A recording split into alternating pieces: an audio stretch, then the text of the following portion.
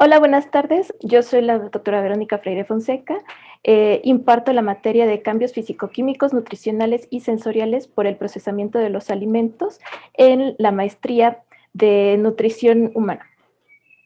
El título de esta presentación o de esta plática es el efecto de algunos aditivos alimentarios en la microbiota. Comenzaremos por ver cuál es el contenido de esta presentación. Primero les hablaré brevemente sobre la microbiota, cuál es el origen, qué es la microbiota, cuál es su origen, la disbiosis.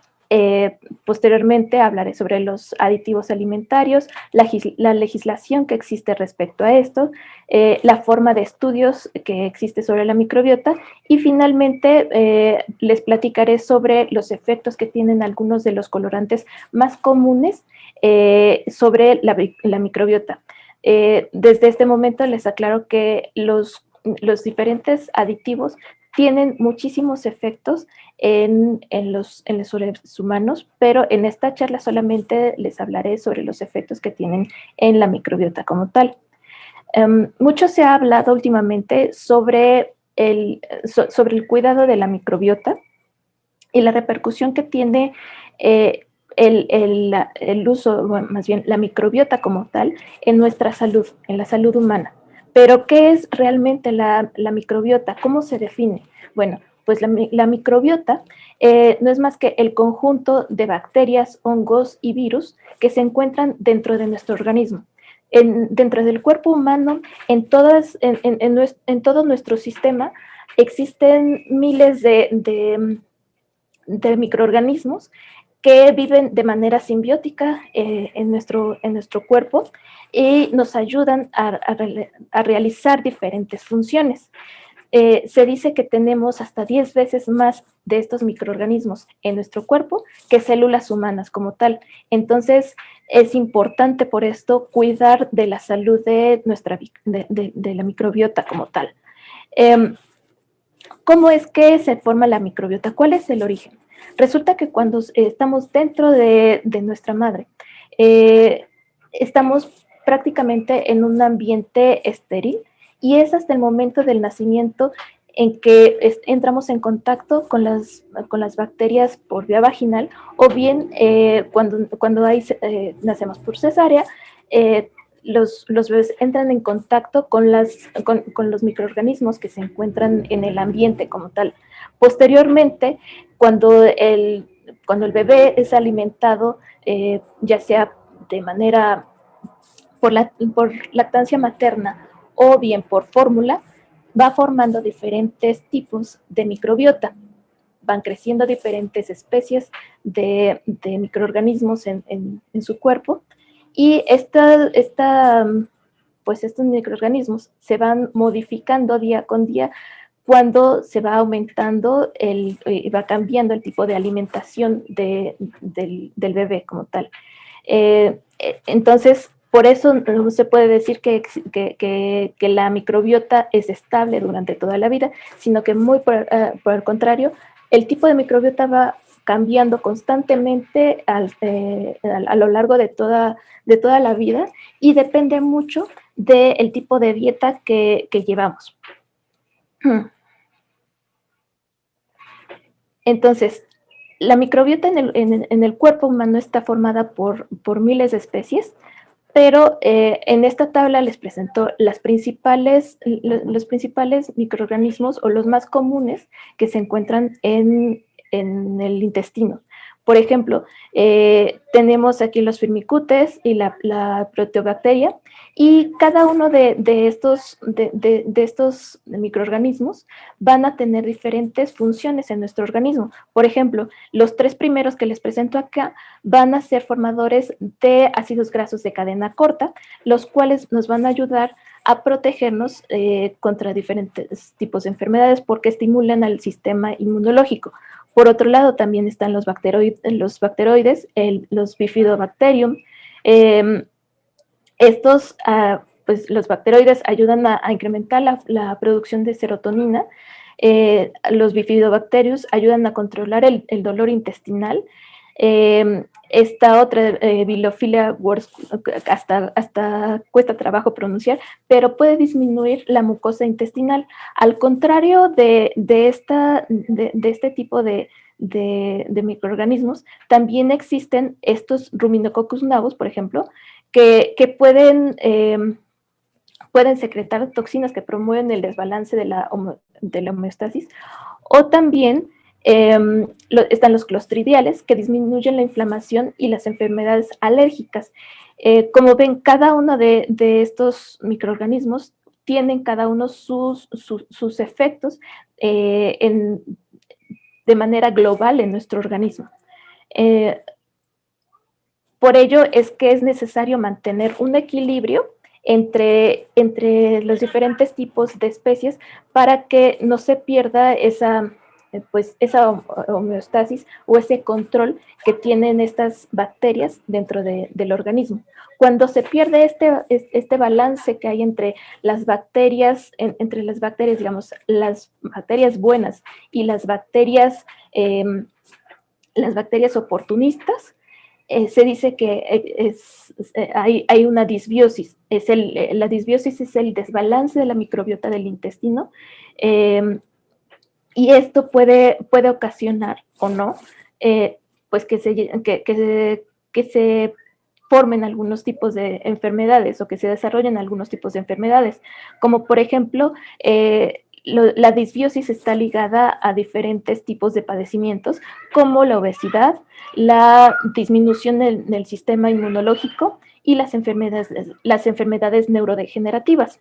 Dentro de los padecimientos que hay en la obesidad, pues se encuentra la inflamación generalizada, la resistencia a la insulina, el hígado graso, el síndrome metabólico, la disminución de la barrera intestinal.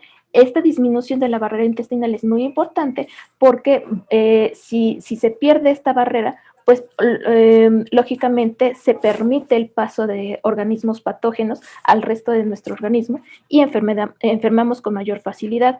También está relacionada a la colitis, la enfermedad de Crohn, entre otros. Por otro lado, también está la disminución del sistema inmunológico y en este caso, pues cuando se disminuye el sistema inmunológico se presentan más enfermedades respiratorias, hay más alergias, hay enfermedades cardiovasculares y también se desarrollan algunas enfermedades crónicas, como por ejemplo la diabetes tipo 2. Y dentro de las enfermedades neurodegenerativas, pues se tiene la depresión, los cambios en la toma de decisiones también, y aumentan los niveles de ansiedad, hay mayor hiperactividad y todavía se está evaluando si estos cambios en el equilibrio de los microorganismos están relacionados con enfermedades como el Parkinson y el Alzheimer. Todos estos padecimientos están relacionados con la presencia también de algunos aditivos alimentarios y pues se piensa que estos aditivos pueden promover pues este desequilibrio entre las especies que forman la microbiota. Los aditivos alimentarios en sí son sustancias que se agregan de manera intencionada a los alimentos y estos tienen diferentes funciones como mantener la apariencia, la textura, mejorar el sabor o el valor nutricional, así como conservar o prevenir la contaminación microbiana. Estos aditivos alimentarios no se ponen o no se añaden a los alimentos siguiendo una serie de lineamientos que están sumamente legislados y, por ejemplo, existen organismos internacionales que legislan precisamente su uso. Y entonces hay algunos documentos, por ejemplo, el Codex Alimentarius, que rige de manera global, de manera internacional, el uso de estos aditivos. Asimismo, también hay algunos países que tienen su propia regulación que se basa en lo que manda el Código Alimentario o Codex Alimentarius. Por ejemplo, en Estados Unidos existe la FDA, que es la Administración de Alimentos y Medicamentos, que tiene su propia configuración, ¿sí? De, de, de aditivos. Por ejemplo, hay aditivos a los que les ha denominado GRAS o generalmente reconocidos como seguros. Estos son aditivos a los que ya se les ha evaluado su toxicidad y se ha visto pues, que son seguros de utilizarse hasta ciertas cantidades, ciertas concentraciones y pues va a cambiar mucho también dependiendo del procesamiento que se le vaya a dar al aditivo como tal.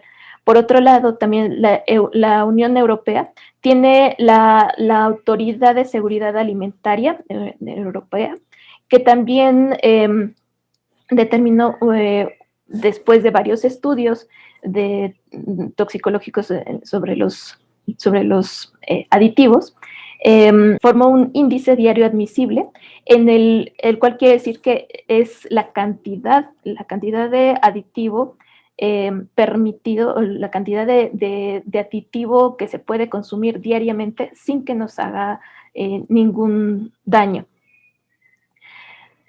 Las principales funciones de los aditivos alimentarios, pues ya están numerados aquí, es conservar la consistencia del producto, mejorar o conservar el valor nutricional, conservar la salubridad y el buen sabor de los alimentos, controlar la acidez o la alcalinidad del alimento, suministrar color y mejorar el sabor. La Autoridad Europea de Seguridad Alimentaria ha clasificado a los aditivos alimentarios con una letra E seguida por 3 cifras. La letra E es indicativa de que pues es precisamente europeo, es una clasificación europea, y las 3 cifras que le siguen indican el tipo de aditivo al que pertenece pues esa sustancia, ¿no? Por ejemplo, los colorantes se van a encontrar dentro del grupo 100 a 199, mientras que los conservadores van del 200 al 299 y así sucesivamente, de tal manera que cuando vamos al súper y se pueden ver algunas etiquetas, se observa que dice que tiene colorante E120 o colorante E171, o simplemente dice E171 y nosotros ya sabemos que se refiere a un colorante como tal y qué tipo de colorante.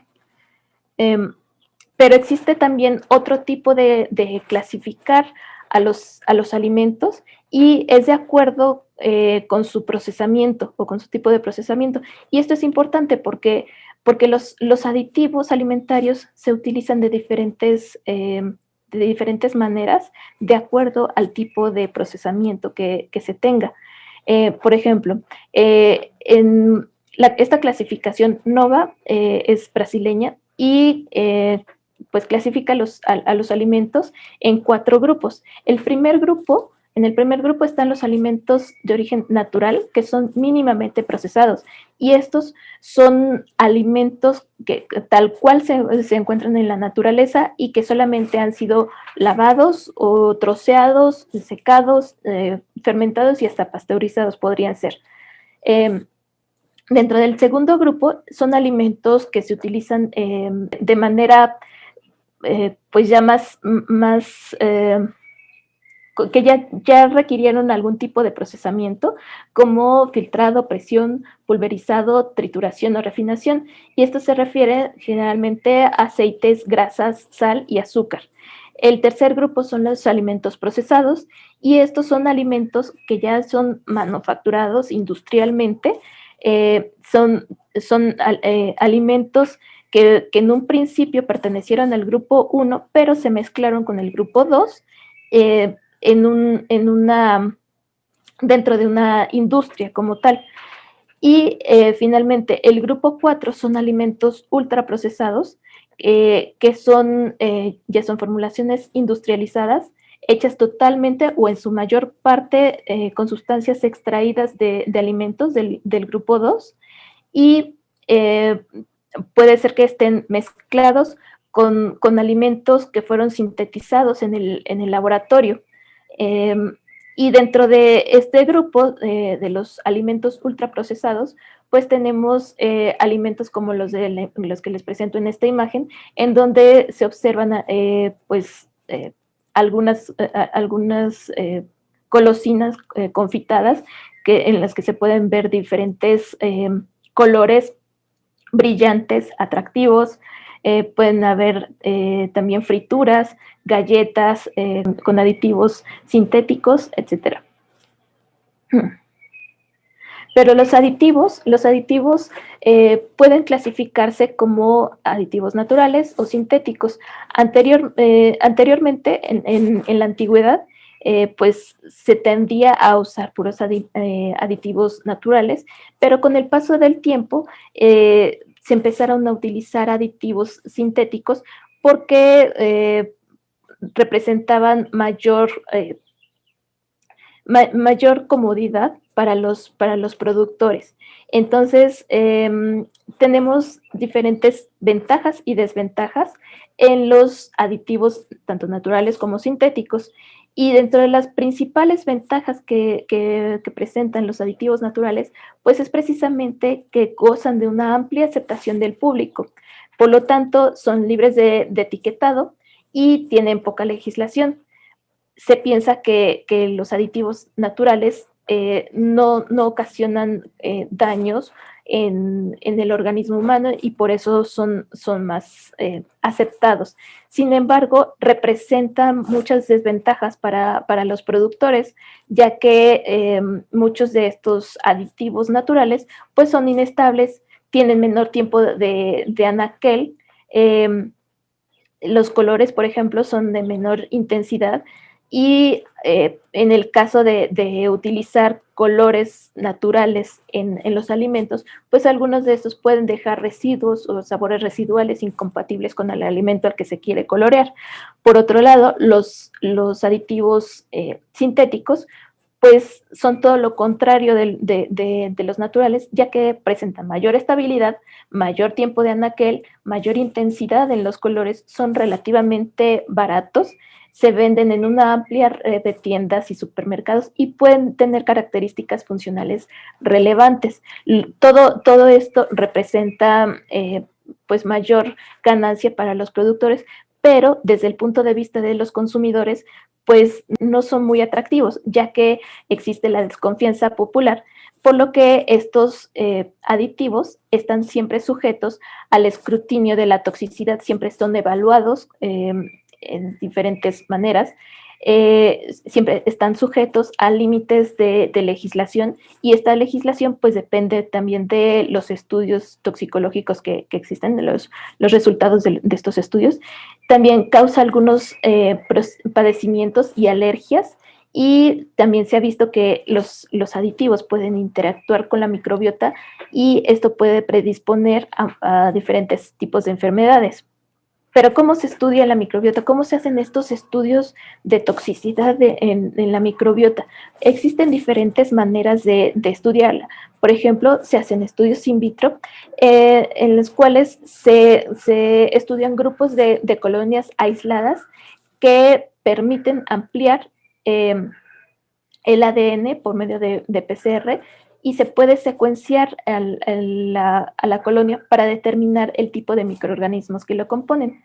Por otro lado, también existen estudios in vitro, como el que se presenta aquí con este ratoncito BARC57, en el cual se pueden evaluar no solamente a la microbiota o los microorganismos aislados como tal, sino que se puede estudiar el efecto que tienen los aditivos en un sistema completo, no solamente para ver el cambio en la microbiota, sino qué efectos causa este cambio de la microbiota en el sistema. Para esto se necesita un ser vivo completo y por ello es necesario realizar algunos estudios in vivo. En estos estudios no solamente se puede evaluar el efecto que hay en la microbiota, en el intestino como tal, sino que también se han realizado estudios de conducta en los animales. Pero también existe otro tercer tipo de estudio, que son las simulaciones del ecosistema microbiano intestinal, que consiste en una serie de reactores que se ponen precisamente en serie para que simulan el paso de los aditivos dentro del sistema intestinal, de tal manera que dentro de alguno de estos reactivos se pone a la microbiota, o se pueden poner varios de estos reactivos, varios de estos reactores con la microbiota, y se puede también simular el paso de los aditivos de un reactor a otro y ver cómo es que los aditivos cambian, pues cambian a la microbiota como tal. Existen diferentes efectos que pueden causar los aditivos, y vamos a empezar hablando de los colorantes. Existen diferentes tipos de colorantes que pueden ser naturales o sintéticos. Y los colorantes naturales son el color natural que tienen los alimentos de los que se extrajo, el color que de por sí tiene el alimento sin alteraciones.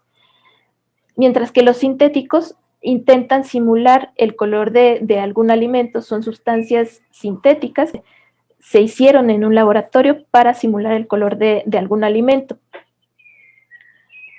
Ya hablamos anteriormente sobre las ventajas y desventajas que presentan estos, y los colorantes más comunes, los colorantes sintéticos más comunes, pues son los azoderivados, los índigo y los xantenos. En esta imagen les presento o les recuerdo cuál es el grupo azo a los que me refiero. Y esto es importante, quiero que se acuerden de esta estructura, porque vamos a ver que precisamente esa estructura crea o tiene efectos dentro de la microbiota. Por ejemplo, se ha visto que una mezcla de tartrazina, rojo alura, azul brillante y amarillo ocaso ocasionan daños al DNA del colon y en la neurogénesis del hipocampo. Es decir, no solamente está modificando, está dañando al colon como tal, sino que está causando efectos en el cerebro.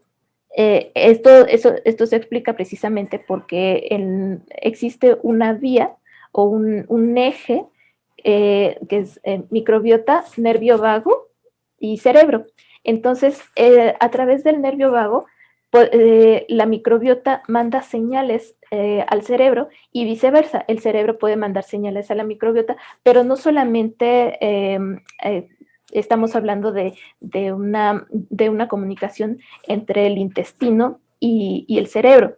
El nervio vago tiene comunicación con muchos otros órganos, como los pulmones, los riñones, entre otros órganos. Por lo tanto, es muy importante mantener pues el balance de microorganismos dentro de nuestra microbiota, porque precisamente este tipo de señales que se envían a través del nervio vago van a ser los que modifiquen, los que hagan que tiendan a enfermarse ciertos órganos.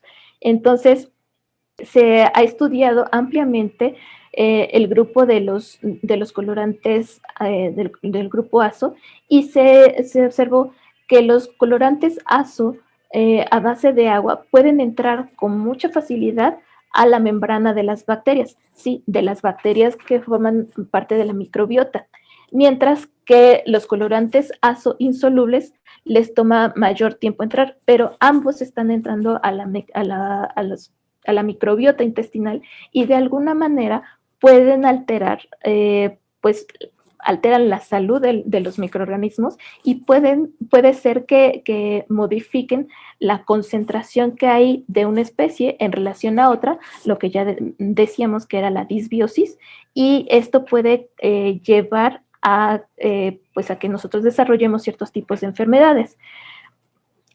Por lo tanto, dentro de los estudios que se han realizado para evaluar el efecto de algunos colorantes, pues está que hicieron sobre Saccharomyces cerevisiae, en el cual se vio que el rojo alura y el amaranto modifican el DNA de esta bacteria, que también puede estar formando parte de nuestra microbiota, y se piensa que altas concentraciones de estos colorantes azo pueden formar aminas aromáticas. ¿Se acuerdan que había mencionado que recordaran la estructura de los grupos azo? Entonces, tomando en cuenta esa estructura, se puede ver que hay uniones de estas estructuras dentro de la cadena de DNA, y estos forman uniones covalentes con el mismo DNA que forman aductos. Los aductos son cortes que hay en la cadena del ADN, y estos cortes en la cadena del ADN puede ser que dependiendo de la concentración de estos cortes, o de la cantidad de estos cortes, pues puede ser que se altere la información o no. Si son si son pocos cortes en sitios que no son relevantes, pues no pasa nada, pero pudiera ser que estos cortes o estos aductos eh, fueran, fueran muchos, y entonces sí se modifica la información genética, lo que puede llevar al desarrollo de enfermedades como, por ejemplo, el cáncer. También la exposición crónica a diferentes tipos de colorantes, por ejemplo, el colorante Sudán, causa disbiosis intestinal, y también se vio que la tartrazina y el rojo alura también reducen el metabolismo bacteriano, disminuyendo la cantidad de ácidos grasos de cadena corta. Mencionábamos que los ácidos grasos de cadena corta pues son estructuras que interactúan con el sistema inmunológico y nos protege de las enfermedades. Por otro lado, también tenemos otros aditivos como los edulcorantes en la microbiota. Los edulcorantes son aditivos utilizados para dar dulzor a los alimentos. Estos pueden clasificarse de igual manera en naturales, procesados o sintéticos. Dentro de los naturales encontramos a los monosacáridos y los disacáridos. Dentro de los monosacáridos pues está la glucosa, la galactosa, la fructosa. Dentro de los disacáridos, la lactosa, la sacarosa, y también tenemos biócidos, glicirrina, fruto del monje, entre muchos otros. Por otro lado, también dentro de los procesados tenemos el jarabe invertido, están los derivados del almidón o jarabe de glucosa, el aspartame, la sacarina, el acesulfame, el ciclamato, entre otros. Y se han realizado estudios en algunos edulcorantes para ver el efecto que tienen estos en la microbiota. Y, por ejemplo, en un estudio que se realizó con una mezcla de edulcorantes comerciales sintéticos, como estos que están listados, se observó que son capaces de incrementar la población de bacteroidetes y disminuyen el Clostridium. Esto hace que haya un tipo de disbiosis, o que haya una disbiosis en el humano que lo consume. Esto crea una resistencia a la insulina, aumentando la posibilidad de ser diagnosticado con diabetes mellitus tipo 2. Y esto es interesante porque generalmente las personas pues con cierto grado de obesidad son las más interesadas en utilizar edulcorantes artificiales o sintéticos, como los que se utilizaron en este estudio. Y precisamente es este edulcorante el que estimula la resistencia a la insulina y promueve el desarrollo de la diabetes tipo 2. Entonces se debe tener cuidado con qué tipo de edulcorante se utiliza, y por eso es que a veces es más recomendable el uso de edulcorantes naturales.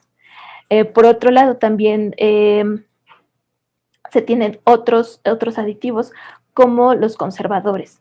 Los conservadores no tienen un valor nutrimental, pero sí van a preservar y alargar la vida útil de los productos. También detienen por completo o mantienen al mínimo la descomposición bacteriana o por microorganismos. Algunos, los conservadores más antiguos utilizados han sido la sal y el azúcar. Pero en la actualidad, los que se utilizan principalmente pues son sorbatos, benzoatos, sulfitos, antibióticos, nitratos y nitritos, que son en general compuestos con sodio, potasio y calcio. Pero ¿cuáles son los efectos que causan los conservadores en la microbiota?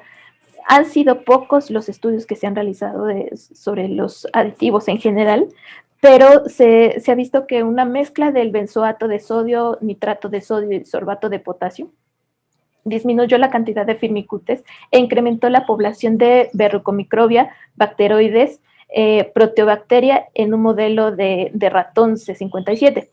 Asimismo, este mismo grupo de investigadores en el 2019 también hicieron este mismo experimento, utilizaron estos mismos conservadores, pero vieron el efecto que tienen en la microbiota de heces humanas y se observó también que la población, que incrementaron la población de verrucomicrobia y proteobacteria, mientras que disminuyó la población de firmicutes y bacteroides coprola. Por lo tanto, estos conservadores alimentarios son capaces de causar una disbiosis intestinal. Por otro lado, también están los emulsionantes. Y bueno, para definir primero qué son los emulsionantes, pues se debe de considerar que emulsificar consiste en mezclar dos líquidos inmiscibles en una mezcla homogénea y por lo mismo son mezclas inestables y inestables tienden a separarse en fases. Un ejemplo de estas emulsiones naturales que se pueden separar en fases, pues por ejemplo es el queso en cuajo, la leche y la mantequilla. Pero precisamente para evitar esa separación en fases, pues se utilizan sustancias conocidas como emulsionantes. Dentro de los emulsionantes, pues están la lecitina, el esteato de polioxiletano, las sales cálcicas, las sales potásicas, los alginatos, la carboximetilcelulosa y el polisorbato. Estos últimos se utilizan tanto en la industria alimentaria como en los medicamentos y en la cosmética también. Los efectos que se han observado en algunos emulsionantes pues son los siguientes. Se ha evaluado el efecto de la carboximetilcelulosa y el polisorbato 80 y se ha visto que reducen el grosor de la mucosa intestinal, disminuyendo la población de bacteroidales y verrucomicrobia, pero aumentando la población de Romeococcus navus, lo cual está asociado con colitis y síndrome metabólico. Esto es importante porque les mencionaba anteriormente que la disminución de la mucosa intestinal pues permite el paso de los organismos patógenos al resto del organismo y por lo mismo hay que tratar de impedirlo, ¿no? El P80 o el polisorbato 80 aumenta la permeabilidad intestinal, disminuye precisamente la barrera intestinal, aumenta la inflamación, el daño epitelial causado por disbiosis e incrementa la población de Clostridium. Y esto mismo corrobora la información que ya había dado este grupo de investigadores, que está asociado con la colitis y el síndrome metabólico. Por otro lado, la combinación de estos emulsionantes que sí se utilizan de manera combinada, inducen a la inflamación y a la disbiosis intestinal. El polisorbato 80 aumentó la población de bacteroides de Burkholderia, Clostridium y Veillonella, mientras que la carboximetilcelulosa incrementó la población de Proteobacteria filum, Clostridium y Burkholderia. También hay otro tipo de aditivos alimentarios que son las nanopartículas. Las nanopartículas son partículas de tamaño nanométrico, es decir, de 1 × 10⁻⁹ metros, y estas partículas tienen como características que por aumentar el área de contacto de las partículas con el medio, incrementan el valor nutricional o la intensidad de sabores. Por ejemplo, la, la sal, los granos de sal, entre más pequeños sean, pueden tener mayor intensidad de sabor, pero asimismo, si existen algunas nanocápsulas de algunos nutrientes que también aumentan el efecto del nutriente como tal en el organismo. Aumentan la biodisponibilidad, mejoran el sabor, la textura y la consistencia. Por ejemplo, el dióxido de silicio se utiliza como un agente estabilizador, eliminador de espuma, absorbente, como un agente acondicionador, un agente emulsionante y un agente antiaglomerante. Por otro lado, también el óxido de zinc se utiliza en medicamentos y como parte de suplementos alimenticios, mientras que el dióxido de titanio es un colorante que se utiliza como un agente blanqueador o bien como base de otros colorantes dentro de los alimentos. Pero, ¿cuáles son los efectos que se han identificado que causan estas nanopartículas en la microbiota?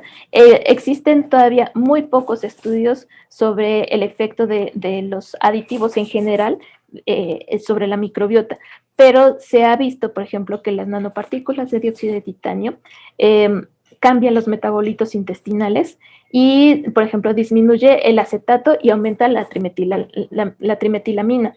Por otro lado, también el dióxido de titanio causa disbiosis intestinal, reduce la cantidad de proteobacterias y actinobacterias y además inhibe la actividad locomotora.